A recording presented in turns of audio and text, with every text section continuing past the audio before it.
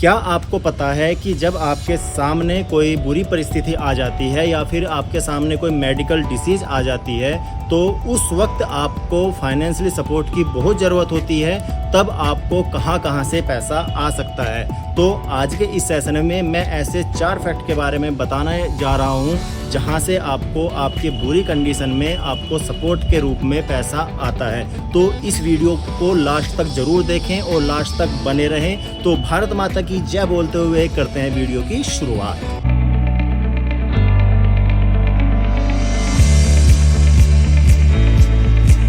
तो नमस्कार दोस्तों, स्वागत है आपका आपके अपने चैनल बड़ी सोच बाय धीरज कुमार पे। और मैं धीरज कुमार एक मनी मेकिंग एक्सपर्ट आपका स्वागत करता हूँ।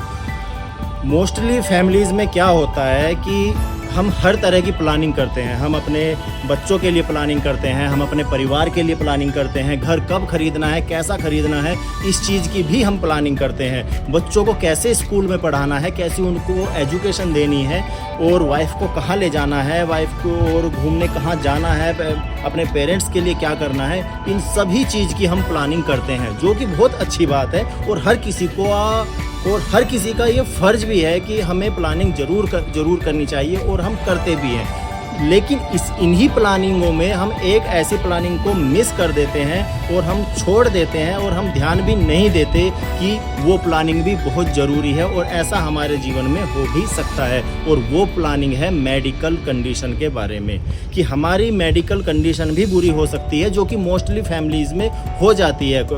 खुद हम बीमार हो जाएं या फिर कोई फैमिली मेम्बर कोई बीमार हो जाए, तब ऐसी कंडीशन में हमारी सारी की सारा जो फोकस होता है वो इस चीज़ पे होता है कि ये जो बीमार व्यक्ति है ये किसी भी तरीके से ठीक हो, इसको प्रॉपर इलाज मिल सके। और हम उनको अच्छा इलाज दिलाने के लिए जितनी भी हमारी पहले प्लानिंग चली थी उन प्लानिंग को साइड में कर देते हैं और हमारा पूरा का पूरा फोकस ही होता है कि इस बीमार व्यक्ति के लिए या जिसको मेडिकल डिसीज़ हुई है उसको जल्दी से जल्दी ठीक करा जाए, बेहतर से बेहतर इलाज उसको प्रोवाइड कराया जाए।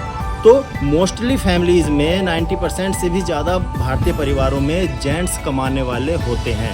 ये एक सत्य है, जेंट्स कमाने वाले होते हैं और पूरा परिवार उसके ऊपर, एक व्यक्ति के ऊपर डिपेंड होता है। तो ऐसे में अगर उस व्यक्ति के साथ कोई मेडिकल प्रॉब्लम हो जाए जिसकी वजह से वो काम पर ना जा पाए, या फिर परिवार मेंबर में से किसी को मेडिकल डिसीज़ हो जाए तब भी वो काम पे ना जा पाए, तो सबसे ज़्यादा प्रॉब्लम उस व्यक्ति को होती है जिसके ऊपर पूरा का पूरा परिवार डिपेंड है।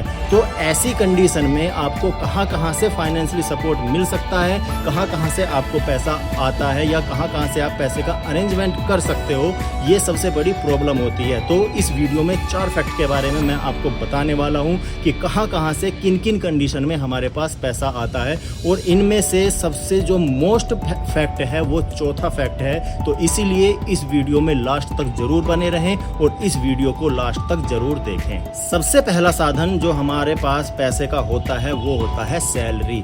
ज़्यादातर परिवारों के घर में इनकम का सोर्स वेतन ही होता है, यानी कि सैलरी ही होता है। तो ऐसे में सबसे पहले उम्मीद यही होती है कि सैलरी आएगी, उससे हमारे घर में पैसा आएगा और उससे जो है फैमिली मेम्बर को या फिर खुद के इलाज के लिए दवाइयाँ खरीदेंगे, तब हम उसके इलाज के लिए इंतज़ाम करेंगे। तो ऐसे में जब किसी व्यक्ति के साथ कोई मेडिकल प्रॉब्लम हो जाती है या कोई दूसरी बुरी परिस्थिति भी हो सकती है, तो ऐसे में सबसे पहला जो साधन बंद होता है वो सैलरी का ही होता है। क्यों? अगर यदि फैमिली मेम्बर के साथ कोई मेडिकल डिसीज़ हो जाती है तो तब भी काम पे जाना सबसे पहले ही बंद होता है, क्योंकि हमें सबसे पहली प्रायोरिटी हम ये देते हैं कि हमारे फैमिली मेम्बर को या उस व्यक्ति को जिसके साथ मेडिकल डिसीज़ हुई है उसको बेहतर इलाज मिल सके। तो इस भागदौड़ में हम अपना काम भी सेकंड प्रायोरिटी पर रख देते हैं कि सबसे पहले हम अच्छे इलाज के लिए या अच्छे हॉस्पिटल में इसको दाखिला कराएं, और वहाँ पे सबसे पहले चाहिएगा पैसा। और अब पैसे की सबसे उम्मीद होती है, सैलरी ही हमारे पास एक साधन है जिससे हमें पैसा आता है। तो ऐसे में हमारे सामने सबसे ज़्यादा बुरी परिस्थिति होती है, बुरी कंडीशन यही होती है कि हम आखिरकार हॉस्पिटल जाएँ अपने फैमिली मेम्बर को लेके, या खुद अच्छा इलाज कराएँ, या हम घर चलाने के लिए या इनकी दवाइयों के इंतज़ाम के लिए जॉब पर जाएं। क्योंकि जॉब पर नहीं जाएंगे तो सैलरी बंद हो जाएगी, और अगर जॉब पे गए तो जो व्यक्ति बीमार है उसको सही इलाज नहीं मिल पाएगा, या वही व्यक्ति भी बीमार हो सकता है जो नौकरी करता है। तो वो जब उस व्यक्ति के साथ मेडिकल डिसीज़ हो जाती है तो तब तो और भी ज़्यादा प्रॉब्लम होती है और वो जा नहीं पाता, और इस टेंशन में वो और ज़्यादा बीमार होता है कि अब आखिरकार मेरा घर कैसे चलेगा। तो सबसे पहला साधन हमारे लिए होता है इनकम का, वो होती है सैलरी। दूसरा इनकम सोर्स, जब हमारे पास सैलरी का साधन बंद हो जाता है तब हमारे पास जितनी भी सेविंग होती है, एफडी में पैसा पड़ा हुआ है, पीपीएफ में पैसा पड़ा हुआ है, हम वहाँ से पैसा कलेक्ट करते हैं। जब भी कोई बुरी परिस्थिति होती है हम सैलरी के बाद वहीं से ही जितनी भी सेविंग हम देखते हैं कि जो भी सेविंग की हुई है वो पैसा हम यूज करना शुरू करते हैं। तो दूसरा हमारे पास साधन है हमारी सेविंग्स। जितनी भी सेविंग होती है एफडी या पीपीएफ में जितना भी पैसा डाला हुआ है उस पैसे को निकालने की हम कोशिश करते हैं, लेकिन वो पैसा इतनी मात्रा में नहीं होता है कि उससे पूरा काम चल जाए, उससे हमें अच्छा इलाज मिल जाए और उसके साथ साथ हमारा घर भी चल जाए। क्यों? क्योंकि एक तो पहले से ही सैलरी लिमिटेड है। सैलरी लिमिटेड होने की वजह से सेविंग इतनी हो नहीं पाती और मोस्टली एफडी हुआ, पीपीएफ में भी पैसा नहीं डाल पाते और ये प्रॉब्लम उन व्यक्तियों के साथ ज़्यादा होती है जिनका बैकग्राउंड इतना स्ट्रॉन्ग नहीं है, जो अकेले कमाने वाले हैं, जिनकी सैलरी से पूरे घर का खर्चा चलना है। उसके लिए और भी बड़ी प्रॉब्लम हो जाती है। क्यों? क्योंकि सेविंग के रूप में उसके पास ज़्यादा अमाउंट नहीं होता और वो एक ही झटके में पूरा का पूरा बैंक खाली हो जाता है। तो दूसरा जो हमारे पास इनकम का साधन होता है हमारी बुरी कंडीशन में जो हमें साथ देता है वो देता है सेविंग। जो भी हमारे पास सेविंग है, एफडी है, पीपीएफ में हमारा पैसा पड़ा हुआ है, जो भी हमने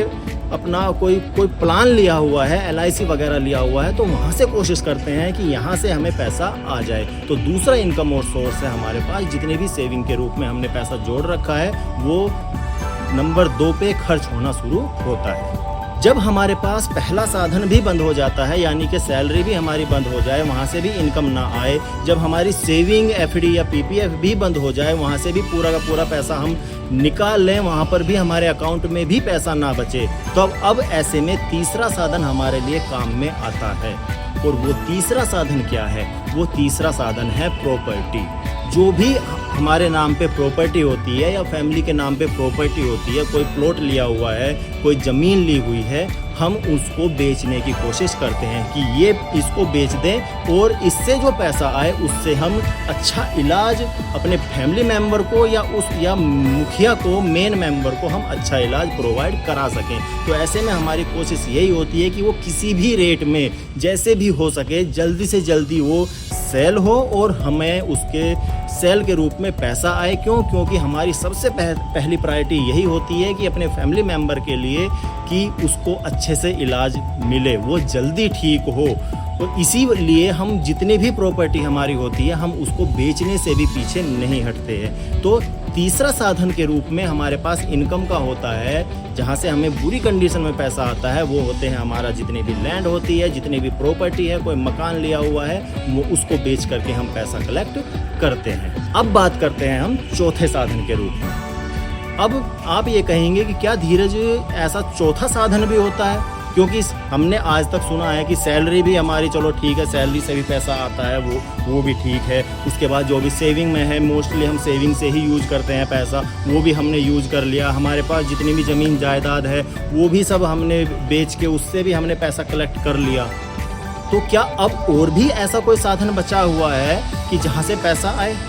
हाँ, बचा हुआ है कि भाई हमने किसी से उधार ले लिया, तो वो भी हमारा सेविंग में ही आता है। क्यों? क्योंकि वो पैसा हमें बाद में चुकाना ज़रूर होता है। अगर उधारी ली है तो उधारी हमें बाद में चुकानी होती है। अब जितनी उधारी हम लेते चले जाते हैं हमें यही टेंशन होती है कि हम इस उधारी को क्या बेच के चुकाएंगे, कहाँ से हम चुकाएंगे। तो ऐसे में जो व्यक्ति बीमार हुआ है ये और भी ज़्यादा बीमार होना शुरू हो जाता है। लेकिन यहाँ पर एक चौथा साधन पे अगर आपने अभी से ही ध्यान दिया तो ये चौथा साधन आपको हमेशा सपोर्ट करेगा और वो साधन है passive income source. Passive income source. इस इनकम सोर्स के बारे में ना तो हमें कभी भी स्कूलों में पढ़ाया जाता, ना हमारे घर परिवार में कभी इसकी इम्पोर्टेंस के बारे में बताया जाता, ना ही हमें कॉलेजों में इसके बारे में बताया जाता। पैसिव इनकम सोर्स क्या होता है? वो इनकम सोर्स जिस पे हम एक बार काम करते हैं और वहाँ से हमें बार बार रिटर्न आए। जैसे हम बात करें बिजनेस, कोई बिजनेस हमने सेट किया और वो ऑटो पायलट मोड पे चला गया। अब जो है हमने उसको सेट करने में, ऑटो पायलट मोड पे लाने में एक बार काम किया, लेकिन अब वो हमें बार बार वहाँ से हर महीने रिटर्न, हर महीने पैसा दे रहा है। आपने कोई अच्छा इन्वेस्टमेंट किया है, स्टॉक में इन्वेस्टमेंट किया है, म्यूचुअल फंड में कोई SIP वगैरह कर रखी है, तो वहाँ से भी हर महीने हमको एक इनकम आती रहती है, जो कि हमारी पैसिव इनकम कहलाती है। तो पैसिव इनकम एक ऐसा साधन है, अगर इसको आपने डेवलप कर लिया तो आपको किसी दूसरे सोर्स से पैसा कलेक्ट करने की ज़रूरत नहीं होती। ना आपको अपना प्रॉपर्टी बेचने की ज़रूरत है, ना आपको अपने सेविंग्स में से पैसा निकालने की ज़रूरत है, ना आपको किसी से उधार लेने की ज़रूरत यहाँ से पड़ सकती है। लेकिन अगर आपका पैसिव इनकम सोर्स एक मजबूत सोर्स बन चुका है, वहाँ से एक अच्छी इनकम आने लग गई है, तो वो हर महीने लगातार आएगी और बढ़ के ही आएगी। तो ऐसे में आपको एक ये मानसिक टेंशन नहीं होती है कि आपको अगले महीने कहाँ से पैसा आएगा। आपको पता है कि अगले महीने मेरे अकाउंट में इतना पैसा इस इनकम सोर्स से आ जाएगा। तो ऐसे में जो व्यक्ति बीमार है वो भी मानसिक रूप से फ्री होता है और ऐसे में उसका और अच्छे से रिकवरी होती है। और जो मेन व्यक्ति अगर बीमार हुआ है तो वो भी अच्छे से रिकवरी करता है, क्योंकि दिमाग में जो सबसे बड़ी टेंशन होती है कि अब घर कहाँ से चलेगा, वो टेंशन नहीं रहती। तो ऐसे में जब टेंशन फ्री हो जाते हैं तो इलाज बहुत अच्छे से होता है, रिकवरी भी बहुत अच्छे से होती है। अब आप कहेंगे कि हम तो जॉब करते हैं, हम तो जो है अपना काम धंधे में इतना बिजी रहते हैं, तो पैसिव इनकम सोर्स हम कैसे जनरेट करें? एक्सपर्ट कहते हैं, एक्सपर्ट नहीं, एक कहावत है कि कुआं तब नहीं खोदना चाहिए जब हमें प्यास लगी हो। कुआं हमें तब खोदना चाहिए जब हमारे पास पीने के लिए पानी हो। यानी कि कहने का मतलब इसका ये है कि हमें कि पैसिव इनकम सोर्स को जनरेट करने का, पैसिव इनकम सोर्स को जनरेट करने का काम करने का जो सबसे बेस्ट टाइम होता है वो तब होता है जब आपका पहला इनकम सोर्स, यानी कि जो आज मेन इनकम सोर्स है, वो बिल्कुल परफेक्ट चल रहा हो और आपको ये लग रहा हो कि अब मुझे इसमें कोई भी प्रॉब्लम नहीं होने वाली। तो उस टाइम पे आपको सेकंड इनकम सोर्स के रूप में पैसिव इनकम सोर्स को जनरेट करने पर ध्यान देना चाहिए। क्योंकि जिस टाइम आपका पहला इनकम ऑफ सोर्स डिस्टर्ब होगा या वो बंद होगा, तब आप सेकंड इनकम सोर्स पे या पैसिव इनकम सोर्स पे काम कर ही नहीं सकते। क्योंकि पैसिव इनकम सोर्स को एक बड़े लेवल पर जाने में कम से कम 3 से 5 साल का टाइम लगता है, और इतना टाइम आपके पास उस बुरी कंडीशन में नहीं होता। क्योंकि आपको पैसा तुरंत चाहिए, तुरंत ज़रूरत होती है पैसे की। तो इसीलिए अगर आज आप सोच रहे हो कि मुझे कुछ भी अगर दूसरी चीज़ों के बारे में देखने की ज़रूरत नहीं है, मेरा सब कुछ परफेक्ट चल रहा है, सब कुछ एकदम बढ़िया चल रहा है, यही बेस्ट टाइम है आपको पैसिव इनकम सोर्स के बारे में जानने का, उसको जनरेट करने का। तो ये थे 4 साधन के रूप में मैंने बात की। सबसे पहला हमारा साधन होता है सैलरी, दूसरा साधन होता है जितनी भी हमने सेविंग की, एफडी है हमारे पास, PPF है या हमने उधारी से जो पैसा लिया है वहाँ से पैसे का इंतजाम होता है। तीसरा साधन होता है जितनी भी हमारे पास प्रॉपर्टी है, प्लॉट है, ज़मीन है, उसको बेच करके हमारे पास पैसा आता है हमारी बुरी कंडीशन में। और चौथा साधन है पैसिव इनकम सोर्स, जो कि बहुत ही मेन इंपॉर्टेंट सोर्स है। ये सेशन आपको कैसा लगा, इसके बारे में कमेंट बॉक्स में कमेंट जरूर कीजिए, और अपना रिव्यू जो इस वीडियो के डिस्क्रिप्शन बॉक्स में एक गूगल फॉर्म दिया है उस पर अपना रिव्यू जरूर दें। ये वीडियो आपको अच्छा लगा है तो लाइक कीजिए, अपने दोस्तों में शेयर कीजिए, ज़्यादा से ज़्यादा वीडियो को इसको फैलाइए ताकि ज़्यादा से ज़्यादा लोग इस वीडियो का बेनिफिट उठा सकें। तो मिलते हैं अगले शुक्रवार को रात 8 बजे एक ऐसे ही और शानदार टॉपिक के साथ। तब तक के लिए नमस्कार।